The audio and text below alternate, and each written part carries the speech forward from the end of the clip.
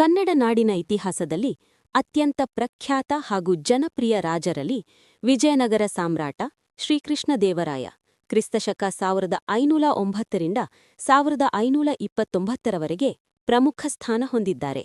ಅವರು ಕೇವಲ ಯೋಧರಾಜನೇ ಅಲ್ಲ, ಮಹಾನ್ ಆಡಳಿತಗಾರ, ಕವಿಪೋಷಕ ಹಾಗೂ ಜನಪರ ನಾಯಕನಾಗಿದ್ದರು. ಶೌರ್ಯ ಮತ್ತು ವಿಜಯ.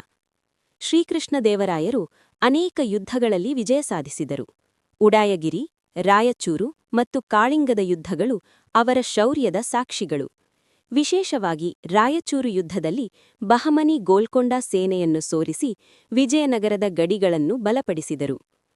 ಜನಪರ ಆಡಳಿತ. ಅವರ ಆಡಳಿತದಲ್ಲಿ ರೈತರು, ವ್ಯಾಪಾರಿಗಳು ಮತ್ತು ಕಲಾವಿದರು ಸುಖವಾಗಿ ಬದುಕಿದರು. ನೀರಾವರಿ ಕೆರೆಗಳು, ಕಾಲುವೆಗಳು ಮತ್ತು ದೇವಸ್ಥಾನಗಳ ನಿರ್ಮಾಣಕ್ಕೆ ಅವರು ಮಹತ್ವ ನೀಡಿದರು. ರೈತರ ಹೊಲ ತುಂಬಿದರೆ ರಾಜ್ಯ ತುಂಬುತ್ತದೆ ಎಂಬ ಅವರ ನಂಬಿಕೆ ಜನಪರ ಆಡಳಿತದ ಚಿಹ್ನೆ. ಸಾಹಿತ್ಯ ಮತ್ತು ಸಂಸ್ಕೃತಿ. ಶ್ರೀಕೃಷ್ಣದೇವರಾಯರು ತಾವೇ ಮಹಾನ್ ಕವಿ.